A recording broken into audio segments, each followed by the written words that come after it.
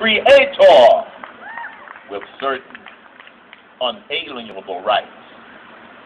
That among these are life, liberty, and the pursuit of happiness. There are three things that I want to remind you of tonight. I only have to remind you of these things because the fact that you are here is indicative that you already know this, so my remarks will be a reminder. Number one, I had a caller to my radio show one night who was expressing his frustration with what was going on in America. Like you, he does not like the direction that this country is going. And his question to me was, Mr. Cain, I'm frustrated. I don't like the direction of this country. What can I do?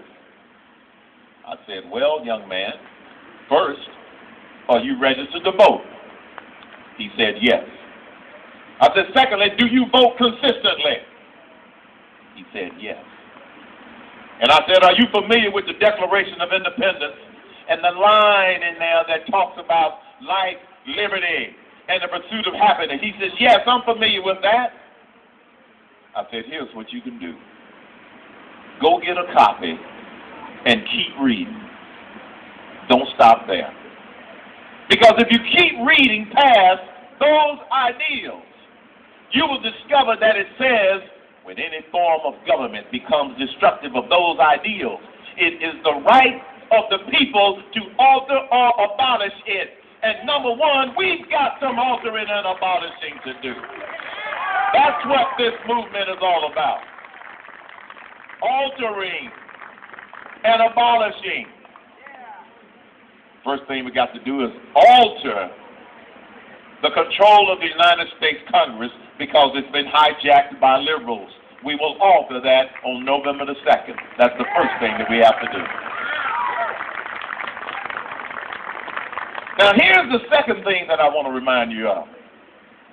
When the whole Tea Party movement got started back in early 2009, Nancy Pelosi, Harry Reid, the mainstream broadcast legacy media, they tried to demonize and minimize what this was about. Nancy Pelosi said we were astroturf. And this isn't really a grassroots movement. It's astroturf. Harry Reid said that we were un-American. And then you had a lady by the name of Janine Garofalo. I think many of you have heard of her. She even said that we were a bunch. Now you notice I said we, because from the beginning I have considered myself one of those Tea Party people. Janine Garofalo called us redneck teabagging racists. Go figure that out. Now, you get called racist. I get called a whole list of things.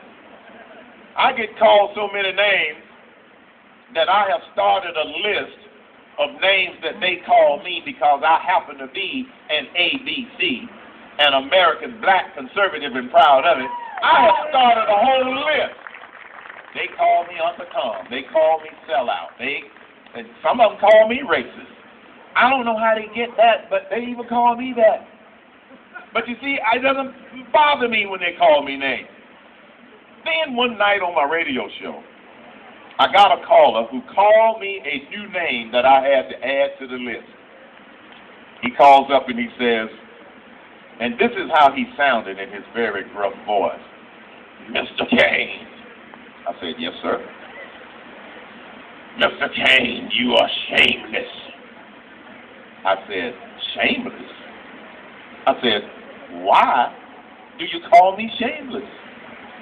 You are shameless to disagree as a black man with our black president. I said, sir,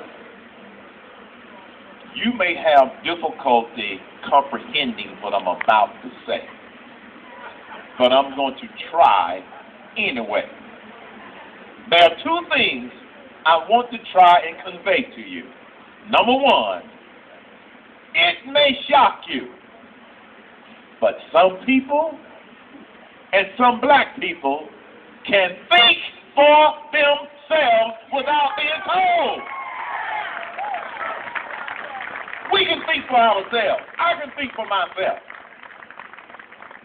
And then I said, number two, and this may be even more difficult for you, sir, to comprehend. When this nation reaches the point where we cannot criticize our elected leaders, we are no longer a democratic republic. We will have turned into a nation ruled by tyranny, and that's not going to happen on our watch. We will not become a nation ruled by tyranny. Not on our watch. Then I said, have a nice life, because I probably won't ever talk to you again. And then some of the Democrats and some of the people in the media, they went so far as to call us crazy. You know, all those crazy Tea Party people. You see, the reason that they call us all of these names is because the only thing they have left is name calling in order to try to discourage you and try to discourage me. Name calling, that's all they have left. So they call some of us crazy. So I did what you call the old turn the tables on them. Okay, I will admit that I am crazy.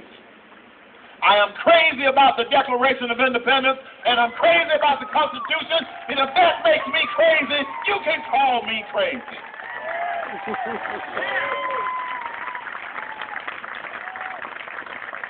So number one, don't forget that we've got some abolishing and altering to do, and number two, call us crazy, because we are crazy about the Constitution and the Declaration of Independence.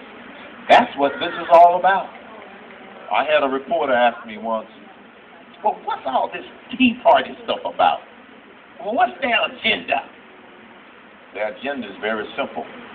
Number one, we believe in our constitutional liberties.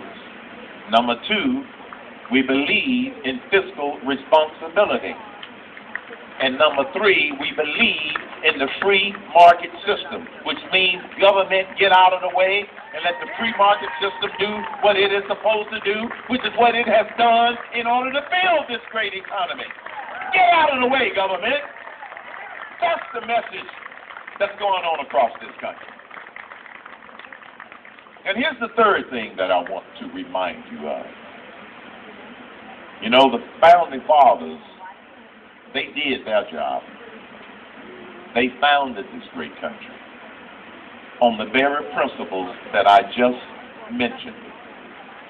They did their job. And remember, it wasn't an overwhelming majority that said, let's take on the British. It wasn't an overwhelming majority that said, let's fight for our freedom and our liberties. It was a passionate few that believed in liberty, that believed in freedom. It took a passionate few to lead that revolution in order to make America what it is today. The founding fathers, they did their job. My challenge to you is, will we be the defending fathers? Because it is up to us to defend those principles, to defend those liberties, to defend what our founding fathers laid down that helped to create the greatest country in the world. And the reason that we have to be the defending fathers, it's not about us. It's about our children and our grandchildren. It's about our children and our grandchildren that we have to be the defending fathers.